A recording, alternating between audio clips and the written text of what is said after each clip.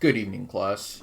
Sorry about the old school transmission during this tough time, but I hate new technology.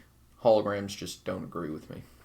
And I think that immersion learning will be the best way to discuss the events that we will be covering. First, let me introduce myself. Or not. No real need to do that. Y'all know who I am. I'm your professor for this series of classes.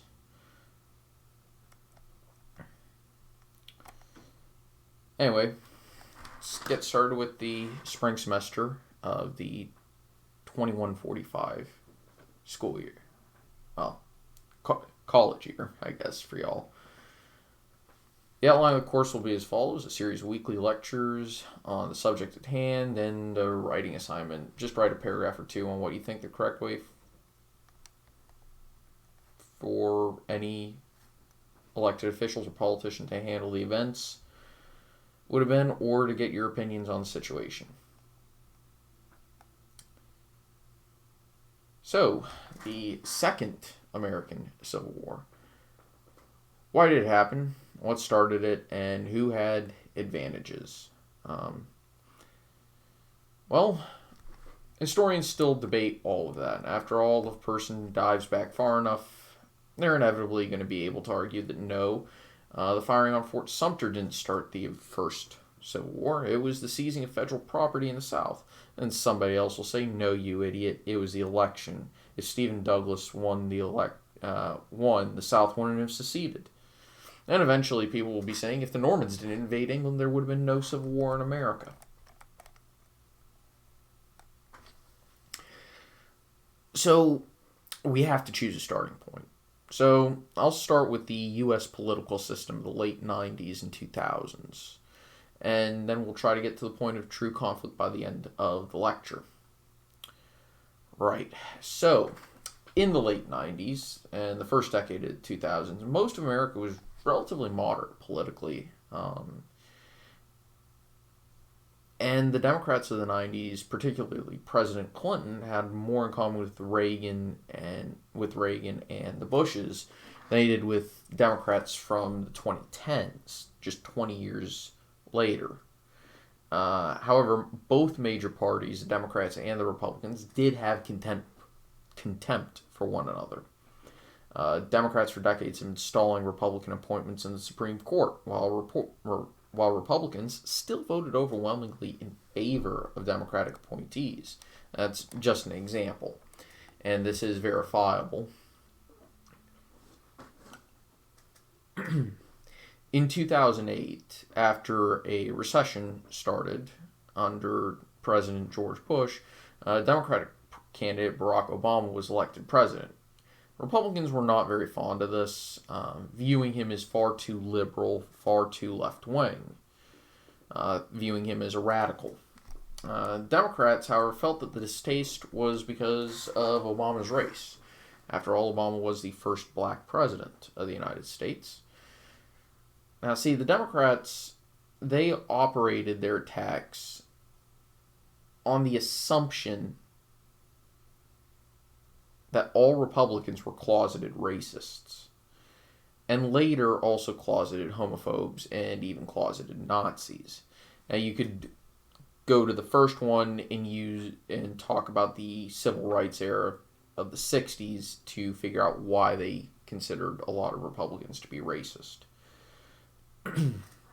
Now, the Republicans also during this time frame, they were beginning to accuse the Democratic Party of all being socialists and communists who would sell America out to the highest foreign bidder.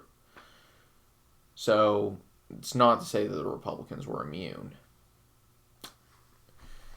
So, after 2 terms of Obama, the 2016 election featured television celebrity Donald Trump running as a Republican and Hillary Clinton running as a Democrat. And this was one of the nastiest elections in American history. However, 1 or 2 others definitely give it a run for its money. The one 4 years later in 2020, which could be a course in and of itself. 1800 and 1860 bring up particular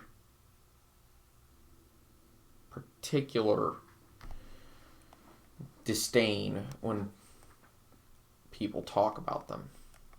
Well, Trump won the election because he won the Electoral College, a system where Americans voted in Senate elections, where the states were assigned delegates based off of their representation in the bicameral legislature.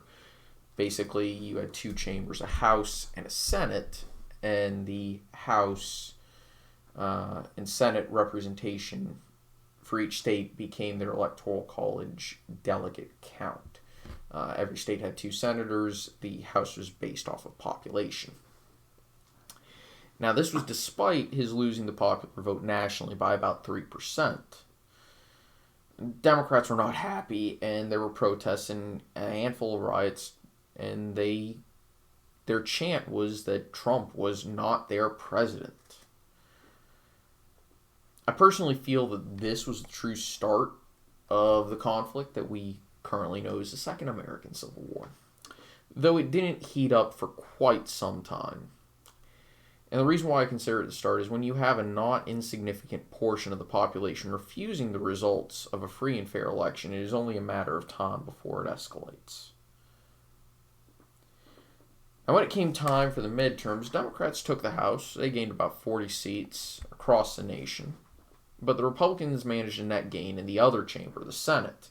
For the Republican Party, this was extremely useful, as they then used control of the Senate to place judges throughout the federal court system and ensure a majority on the Supreme Court, eventually with a sixth justice of the 9-judge bench during the 2020 election cycle. And the Supreme Court was considered, and it was the arbiter of federal law vis-a-vis the U.S. Constitution. Now, the 2020 election cycle was complicated both with mass riots and protests resulting in the racially motivated killing of a man in custody, as well as a global pandemic that altered just about every aspect of American life.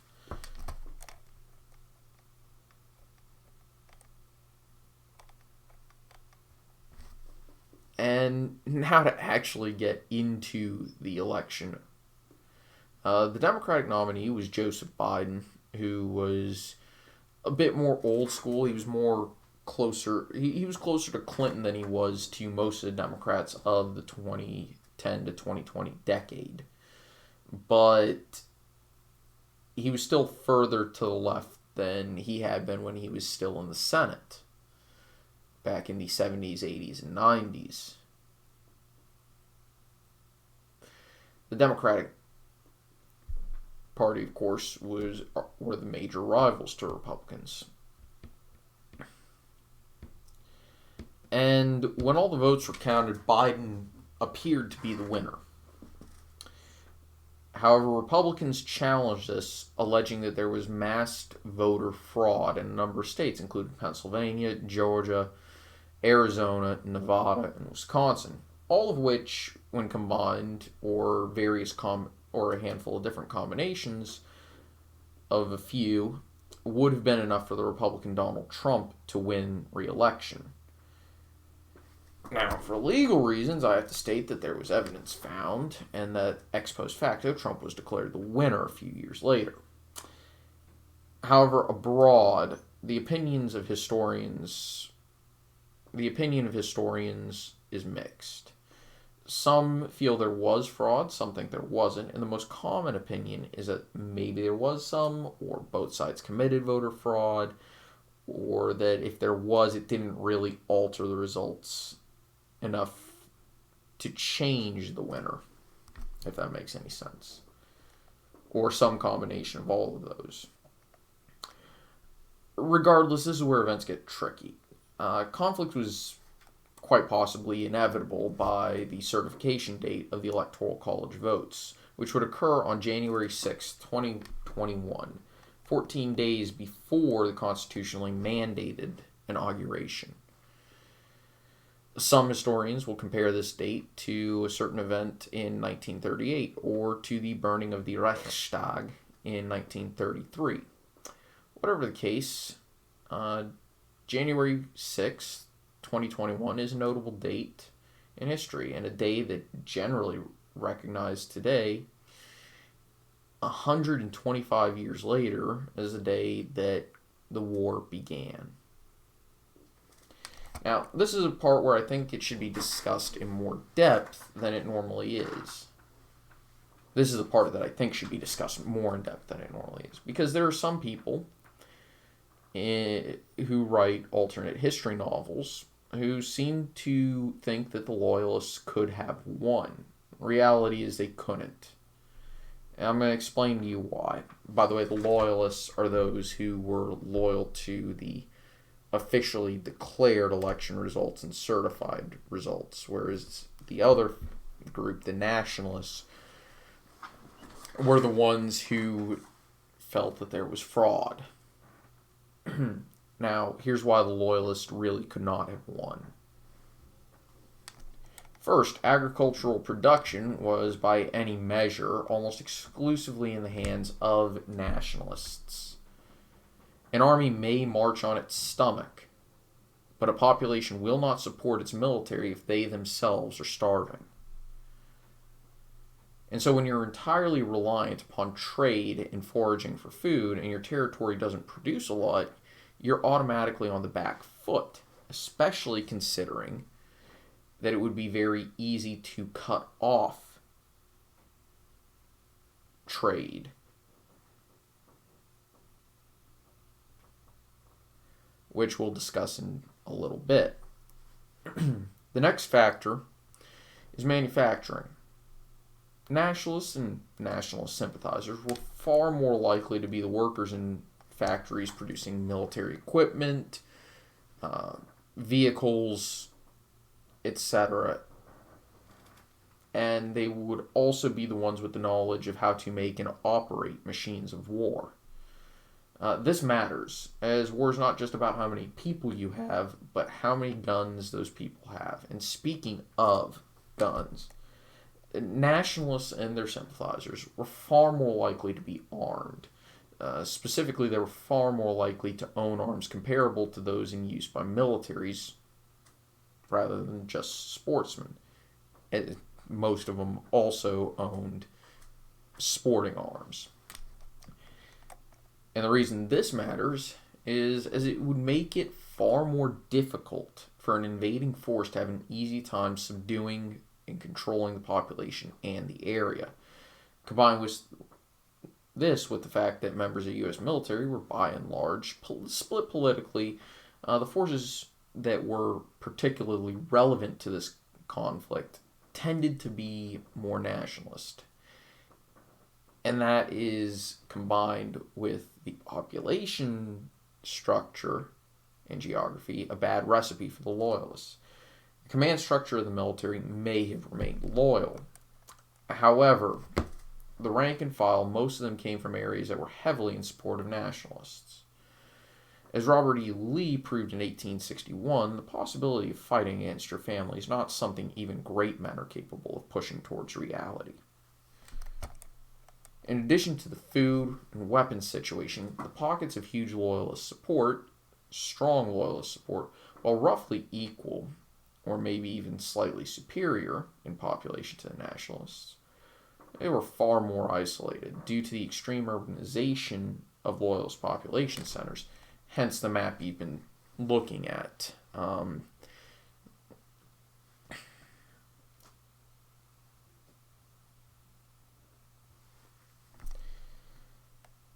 Reality is nationalists could simply cut off roadways, bridges, capture airports, river lines, and a few seaports.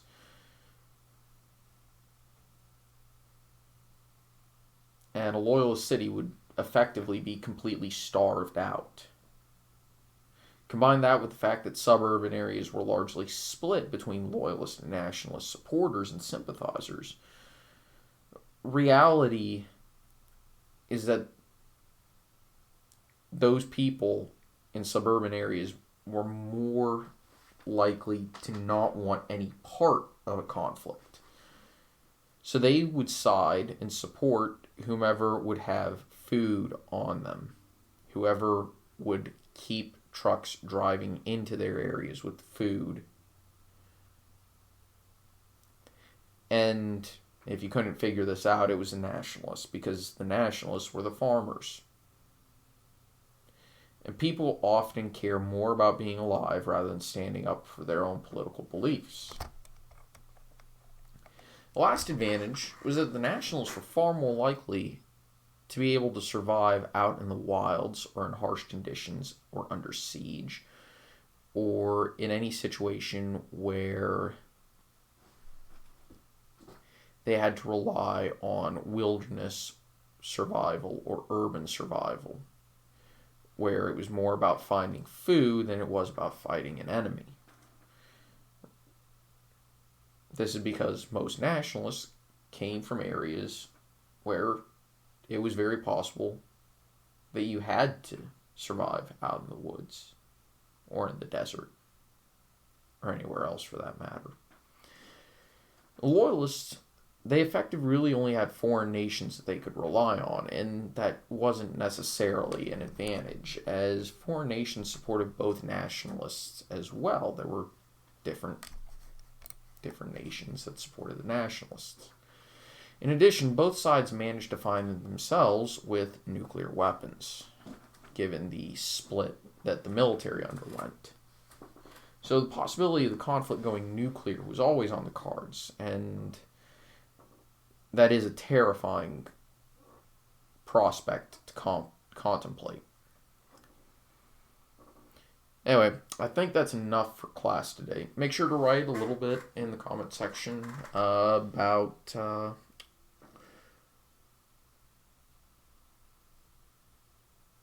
what you think about the events leading up, or what you think some of the advantages may or may not have been, or whether or not you disagree with some of the advantages. Make sure you follow all censorship laws, and don't post anything that is too negative about the nationalists, because you can get in trouble for that. And I can get in trouble if you do that.